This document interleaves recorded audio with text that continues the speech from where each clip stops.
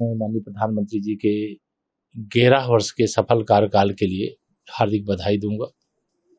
केवल प्रधानमंत्री जी को ही नहीं, उनकी संपूर्ण टीम अर्थात केंद्रीय मंत्रिपरिषद और संपूर्ण देशवासियों जिन्होंने तीसरी बार प्रधानमंत्री भी बनाया और प्रधानमंत्री श्री नरेंद्र मोदी जी के नेतृत्व में 11वें साल भारत चौथी अर्थव्यवस्था बन चुका है। हर क्षेत्र में आज हिंदुस्तान आत्मनिर्भर बनने की ओर अग्रसर है।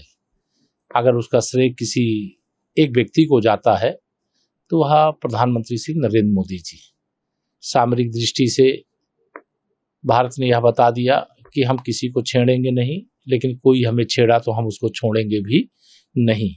और इसका उदाहरण सर्जिकल स्ट्राइक से एयर स्ट्राइक से ऑपरेशन सिंदूर तक पूरे देश के सामने तो उदाहरण है ही, लेकिन पूरी दुनिया के सामने उदाहरण है। तो यह 11 साल गरीबों के कल्याण के लिए, महिलाओं के सशक्तिकरण के लिए, युवाओं के उज्जवल भविष्य के लिए हम सभी क्षेत्रों में कीर्तिमान स्थापित कर रहे हैं।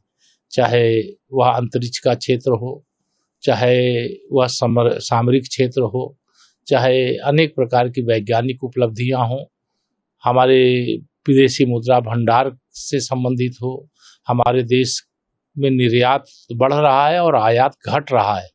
हम स्वदेशी की ओर बढ़ रहे हैं।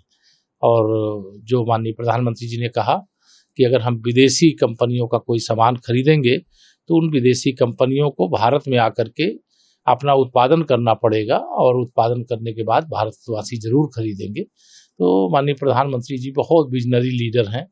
उनके नेतृत्व में जम्मू कश्मीर से 370 का अंत हुआ।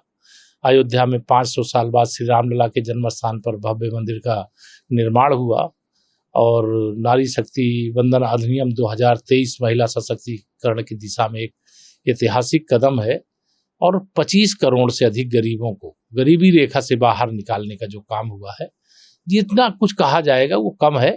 मतलब ये तो घंटों की बातचीत का विषय है।